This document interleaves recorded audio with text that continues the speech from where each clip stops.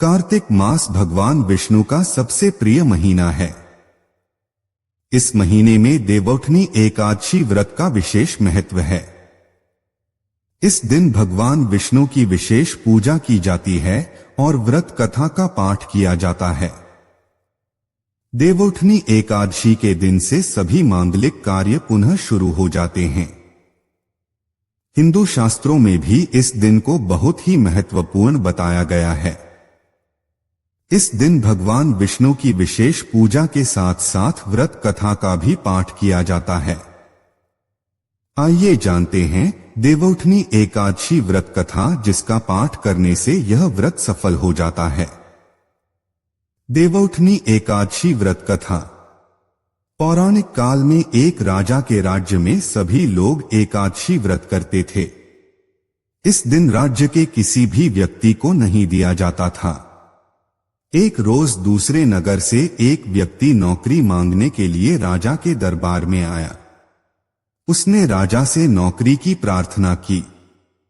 उसकी बातें सुनकर राजा ने कहा, मैं नौकरी तो तुम्हें दे दूंगा, लेकिन एकादशी के दिन तुम्हें अन्न नहीं दिया जाएगा। यह बात सुनकर नौकर खुशी से झूमने लगा और हंसी खुशी उसने शर्त मान ली। लेकिन जब एकादशी व्रत का समय आया, राज्य के सभी लोगों ने व्रत रखा, लेकिन वह नौकर राजा के पास अन्न मांगने के लिए आया।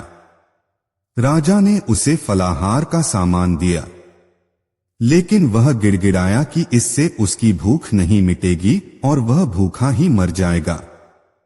राजा ने उसे अपनी शर्त दोहराई। वह व्यक्ति बोला कि उसके लिए अन्न बहुत जरूरी है। राजा ने उसकी दशा देखकर उसे भोजन के लिए आटा, दाल, चावल दे दिया। वह नियमित रूप से एक नदी के किनारे गया और उसने भोजन पकाया।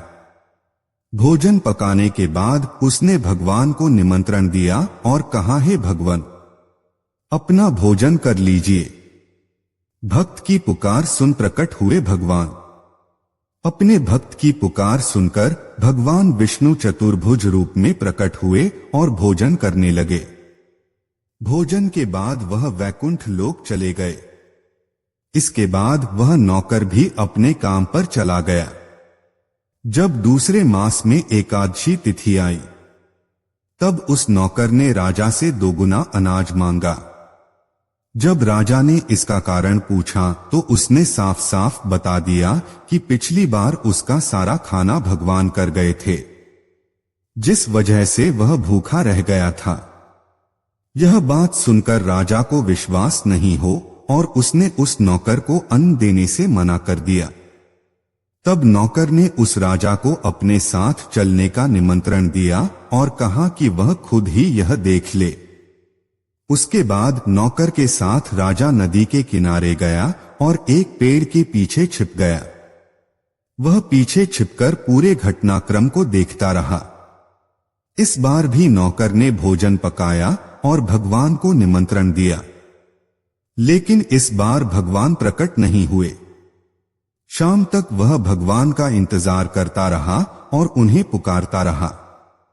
अंत में उसने कहा कि हे भगवान, यदि आप भोजन करने नहीं आएंगे तो मैं नदी में कूदकर अपने प्राण त्याग दूंगा।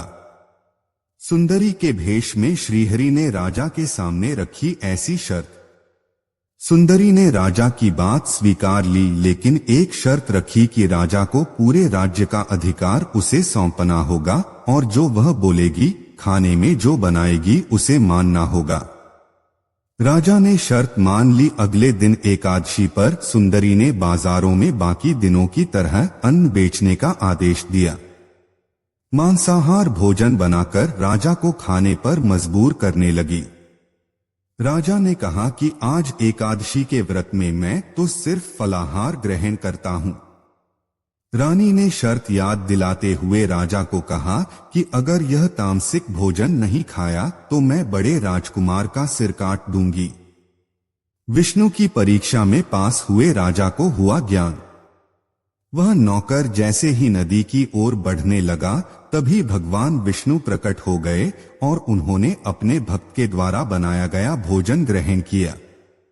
भोजन करने के बाद वह उस नौकर को अपने साथ अपने धाम ले गए।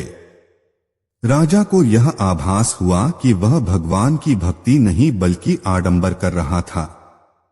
सच्ची भावना से ही भगवान प्रसन्न होते हैं और दर्शन प्रदान करते हैं।